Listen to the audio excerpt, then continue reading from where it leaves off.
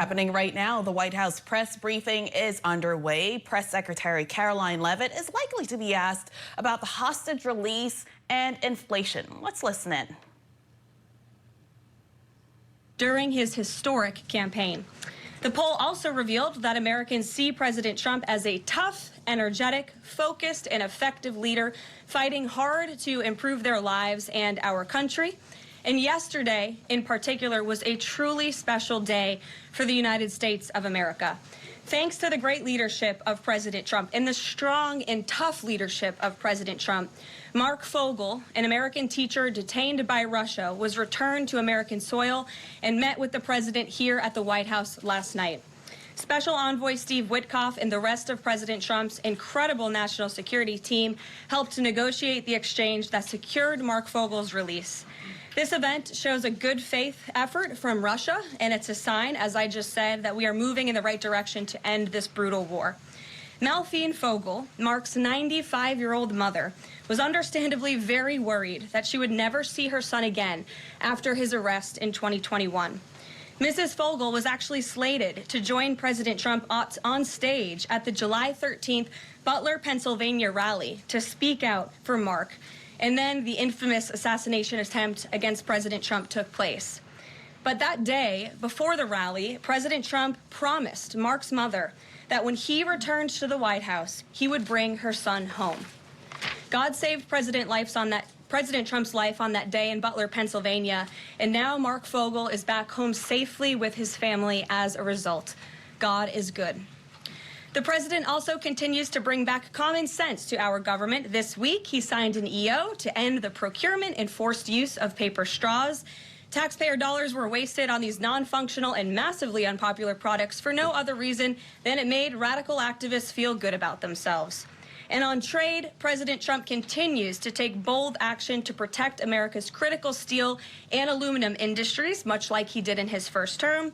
And the president signed proclamations to close existing loopholes and exemptions to restore a true 25% tariff on steel and elevate the tariff on aluminum to 25% as well.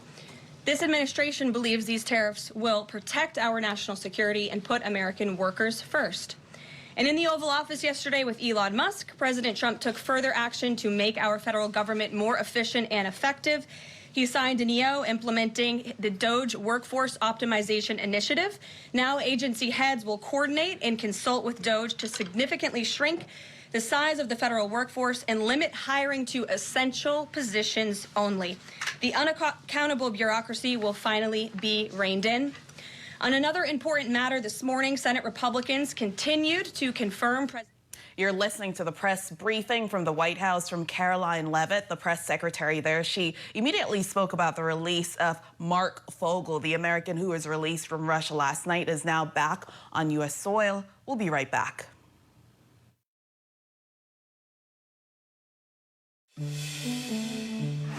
Welcome back, everyone. Let's get you straight back into the White House press briefing with Karoline Leavitt. Capital from Fort Bliss, Texas.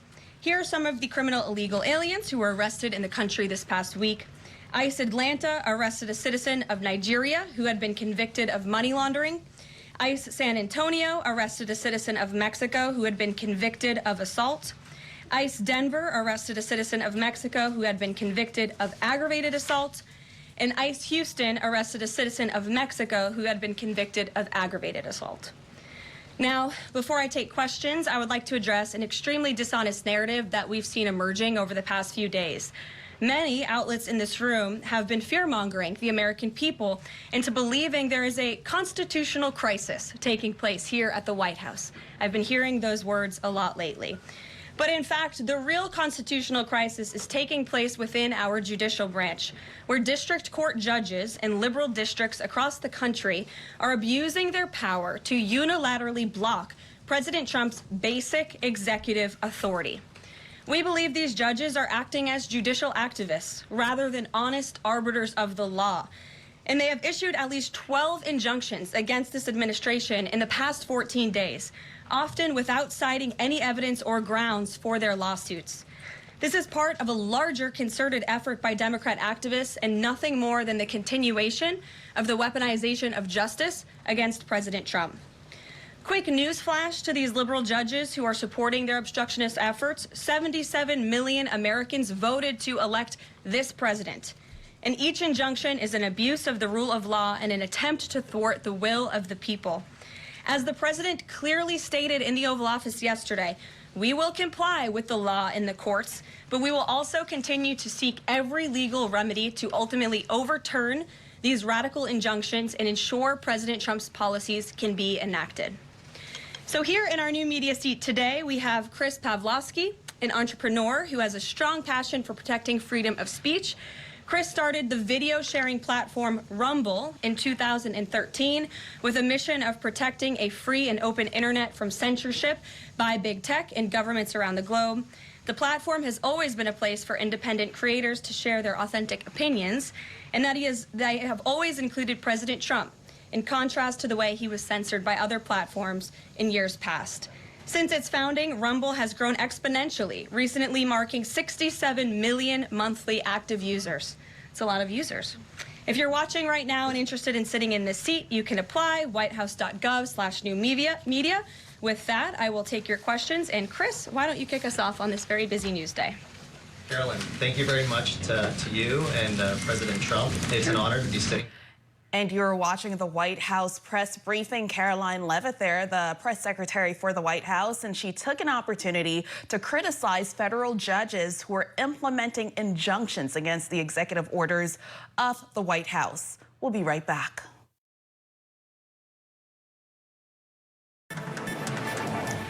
Welcome back to On the Scene, everyone. We're going to get you back into that White House press briefing that's happening right now.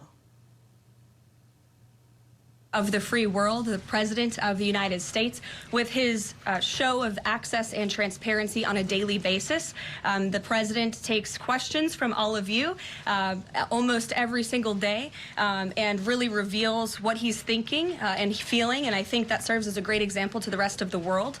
As for tangible actions that the President has signed, he did sign an executive order, I believe on day one, certainly within the first week of this administration, to restore free speech and stop government-sponsored censorship here at home. And the EO made it very clear that federal employees are not allowed to engage in any activity that would infringe upon the American people's right of free expression. So I think the President has led quite strongly on this. And I would just add, this is part of the reason we have a new media seat, to invite new voices into this room. Again, we're going to need to expand this room because so many people are interested, and we're very excited about that. It's a privilege to cover this White House, but we want all voices to be heard. So thanks for being us with here, Chris, and I hope you enjoy the briefing. Sure. Jordan. Thanks, Caroline. Data out this morning showed that consumer prices were up across a variety of goods, and just before that report, though, President Trump called for lower interest rates. The Fed said it's holding rates steady to try and tamp down further inflation. So how would lowering rates help keep inflation in check for the American people? Sure. Well, first of all, on the inflation point, we did receive those numbers, and they were worse than expected, which tells us that the Biden administration indeed left us with a mess to deal with. It's far worse than I think anybody anticipated, because unfortunately the previous administration was not transparent in where the economy truly was. We know people at this very podium told the American people that inflation was transitory and that it would go away. That was not the case. And now the last report of the Biden administration, as revealed today, shows that inflation is still about 4.5% higher over the past 3 months. This is an indictment on the Biden administration's mismanagement of the inflation crisis and their lack of transparency in addressing it. As for tackling inflation and interest rates, the president has made his position on this very clear. He wants interest rates to be lower, he wants inflation to be lower, and he believes that the whole of government economic approach that this administration is taking will result in lower inflation. I have said that from this podium many times. The president had record low interest rates and inflation rates in his first term. He believes that the economy can handle it and withstand it. And we're doing a lot to tackle the inflation effort on this front. It's a whole of government economic approach, and I've talked about what we're doing to tackle inflation quite a few times from this podium. Can you update us on reciprocal tariffs? That's going to come before Prime Minister Modi's visit tomorrow. I do believe it will come before the Prime Minister's visit tomorrow, and I will let the president and discuss the details on the reciprocal tariff front, but this is something he believes strongly in, and it's very simple logic as to why the president wants to impose reciprocal tariffs. It's the golden rule, which we all learned when we were growing up in school. Treat others the way you want to be treated, and far too many nations around this world have been ripping off the United States of America for far too long, and that's why the president believes this will be a great policy that will benefit American workers and improve our national security. JJ. On DOGE and the fraud claims, Elon Musk in the Oval yesterday gave us some information on that. We're just wondering if there's some proof, evidence. Is the White House willing to share evidence of those fraud claims, or can Elon Musk come to the briefing room and share material evidence of what he's talking about? Sure, I would love for Elon Musk to come to the briefing room. That's why we had him go to the Oval Office yesterday, where I think he provided great answers. He was speaking in layman's terms, speaking common sense to all of you in the media, but also to Americans at home. But I would say especially to all of you in the media, because I think it's a real fallacy that there's this alleged lack of transparency when it comes to DOGE. President Trump and Elon Musk have been incredibly transparent on what DOGE is doing. There is an X account with the DOGE handle. They are tweeting out what they are doing on a daily basis. They have a website where they are posting the receipts of the contracts that they are reviewing and the payments that they have stopped from going out the door. The secretaries of our departments have stopped from going out the door. And I would also say that before it was Elon Musk making our government efficient and accountable, it was some unnamed bureaucrat that none of you knew. Elon Musk is the richest man in the world. He's also now one of the most highly scrutinized men in the world alongside President Trump because of what he's doing and the access that he is allowing. So there's great transparency. As for the actual receipts, we are happy to provide them, and I actually brought some today because all of you know I love to bring the receipts. We have contracts upon contracts that we can send and provide this information to you. Let me be very clear. We are not trying to hide anything. We have been incredibly transparent, and we will continue to be. These are screenshots of contracts that DOGE found across our government. This is a DEI contract, $36,000 for U.S. citizenship and immigration services. That is against the president's policies and his America First agenda. This is a $3.4 million contract, a Council for Inclusive Innovation at the U.S. Patent and Trademark Office, Department of Commerce, another DEI contract that DOGE identified. I can continue to go through these. Oh, I love this one. $57,000 for climate change in Sri Lanka. What is this doing to continue the interests of the American people? Absolutely nothing. These are the line items across the federal government that DOGE is identifying daily. They're moving very fast. There's a lot of paper that we can show you, but we're happy to do it. This administration has been more than transparent about what DOGE is doing. And here's one of their tweets that they posted about the mine. I believe this is in Pennsylvania, where the federal employee retirement system is being processed. Did anybody know this was even happening in our country before Elon Musk talked about it in the Oval Office yesterday? A lot of Americans didn't. So we are providing transparency and accessibility on a daily basis when it comes to DOGE. And I also have a DOGE daily report, if anybody would like it, on all of the things that they are identifying and finding. We're happy to provide this information to you. We're talking about it every single day. Are all those things you just mentioned fraud, or are they waste, or are they just contrary to the president's policies? I would argue that all of these things are fraudulent, they are wasteful, and they are an abuse of the American taxpayer's dollar. This is not what the government should be spending money on. It's contrary to the president's priorities and agenda. And again, we can continue to provide you the receipts for all of the fraud, waste, and abuse. And if anybody in here wants to argue that the federal government is not fraudulent in some capacity, be my guest, because I think the American people watching at home would beg to differ. Karoline. Mary. Hey, more on the judges. Does the White House believe the courts have the authority to issue these nationwide injunctions?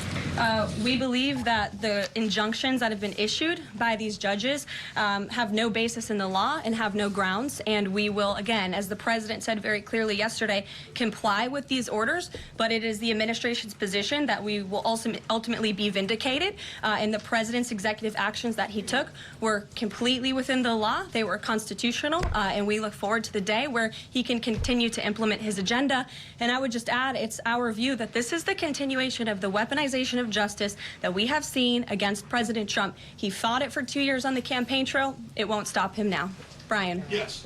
I want to go back to DOGE just for a second. Earlier, the subcommittee headed by Chairman Marjorie Taylor Greene, her and her staff discovered $2.7 trillion in improper payments to Medicare, Medicaid, overseas, to people who should not have gotten it. Some in this room might have missed that press conference. Can you elaborate on what the president is thinking at this point? Well, again, that's another example. There's a very long list of the fraud, waste, and abuse that DOGE is identifying on a daily basis. Elon Musk also talked about yesterday about Social Security payments that are going out the door for people who are no longer with us, unfortunately. I would say that is certainly fraud. There's also a lot of contracts they've identified that, just as a hypothetical example, are $1 million, but only 500,000 went out the door. So where's the rest of that cash? And so that's the thing. Those are the things that DOGE is working on every single day. And I would just remind everybody in this room, this is what President Trump campaigned on doing. He's delivering on a promise that 77 million people elected him to do. James. Thank you very much, Karoline. Two foreign policy questions, if I may. Sure. First, the statement that was released after this morning's phone calls identified Mr. Witkoff as the special envoy who will be part of the delegation that undertakes to resolve the Russia-Ukraine war. I had thought that that individual was General Kellogg, and so can you clear that up? Sure, I'd be happy to. As you mentioned, the president, in his truth, following the phone call with Vladimir Putin, said that he has asked Secretary of State Rubio, the director of the CIA, John Ratcliffe, our national security advisor here at the White House, Michael Watts, and Steve Witkoff to lead the negotiations. As for General Keith Kellogg, he remains a critical part of this team in this effort. He's played a tremendous role in getting the negotiations to this point, and he's very much still part of the Trump administration. The other subject is Iran. I took note of President Trump's comments in his Super Bowl interview with our colleague Brett Baer to the effect that he wants to do a deal with Iran. However, that interview appeared after the supreme leader of Iran, the Ayatollah Ali Khamenei, had already ruled out any additional negotiations with the United States. So kind of a two-part question. A, what gives the president any confidence that Iran will come to the table? And B, more fundamentally, why is the president interested in doing a deal with Iran instead of doing everything he can, perhaps short of U.S. military intervention, to try and hasten the end of what many of his own supporters regard as an evil regime? Well, the president has made it very clear that he will never allow Iran to have nuclear capabilities. That is a red line that he has drawn, and he will not allow that to happen. But you asked why President Trump wants to make a deal. I would remind you, he's the master of the art of the deal. He is America's deal maker in chief. He leads from a position of securing peace through strength. And I think time and time again already, in just 4 weeks, we have seen the president being able to negotiate successful deals with our partners, our adversaries all around this world. You know, the release of Mark Fogel just last night is something that I think speaks to the president's deal-making ability. This is something that the Biden administration allegedly tried to do for 3.5 years. I think you all... And you were watching the White House press briefing. There were questions about inflation, which ticked up slightly after details that we got from economists earlier today. There were also questions about DOGE, that office that Elon Musk is running. We'll be right back.